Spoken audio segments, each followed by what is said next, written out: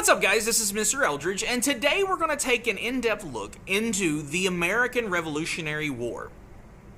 So leaders and representatives from the colonies met twice in 1774 and 1775 at the First and Second Continental Congress to discuss action regarding developments in Massachusetts. Many were proponents of the Patriot movement. These were colonists that wanted separation from Great Britain, while you have your opponents who were against that. The idea of the Loyalists. They wanted to remain loyal, of course, to Great Britain.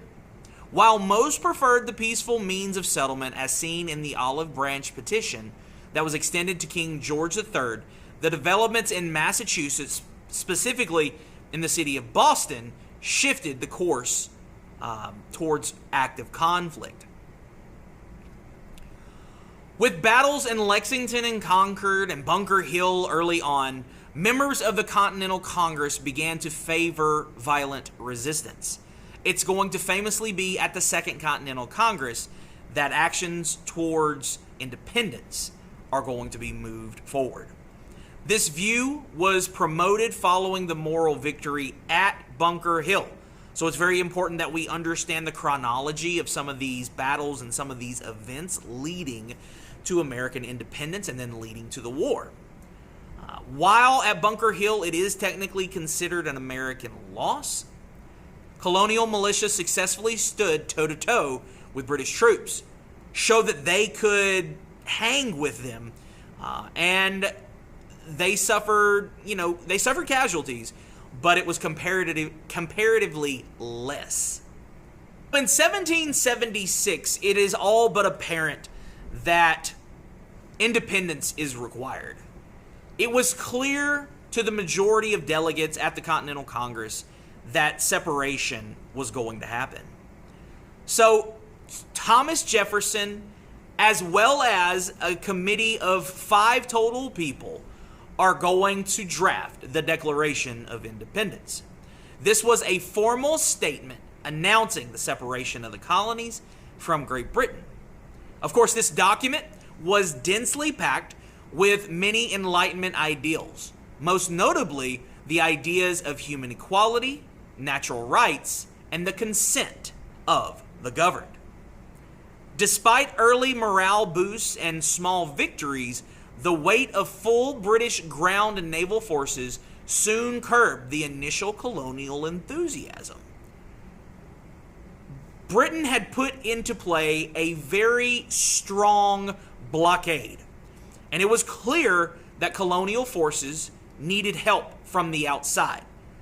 Specifically, they were looking towards those powerful European states, such as Spain and France. Following the United States assigning, of course, General George Washington, they're going to see some early victories, specifically the defeat of British General William Howe at Manhattan, and the unopposed movement of British General Charles Cornwallis in the southern colonies. Spain and France were slightly hesitant to join in on the American cause.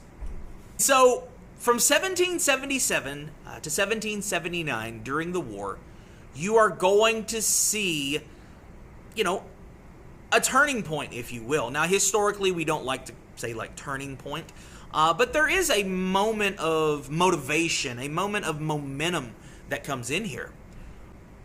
American resiliency and ingenuity kept the militia and the newly formed U.S. Continental Army alive in the conflict. Male and especially female camp followers provided vital support for colonial troops regarding cooking, nursing, and laundry. Female spinning bees created uniforms and garments to protect colonial troops during the harsh winters, such as the infamous Valley Forge winter camp. There were small victories eventually in late 1776 when General George Washington engaged in a night crossing of the Delaware River to surround the defeat of the British auxiliary forces, most notably German Hessians, at the Battle of Trenton. While Trenton was considered a small moral boosting victory, the encirclement and a defeat of British forces at the Battle of Saratoga really turned as a momentous moment, I guess you would say, and a major tactical victory for U.S. forces.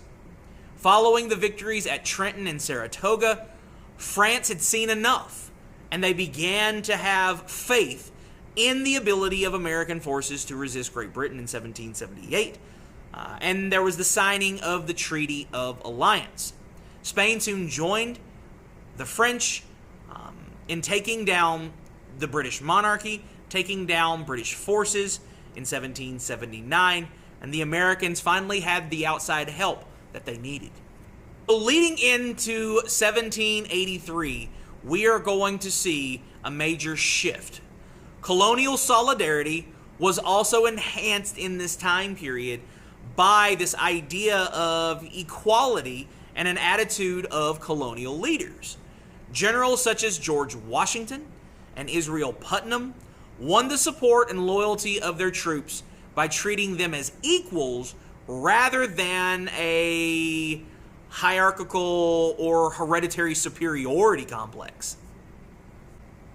As time pressed on, British morale declined and British debt is going sharply through the roof at this point.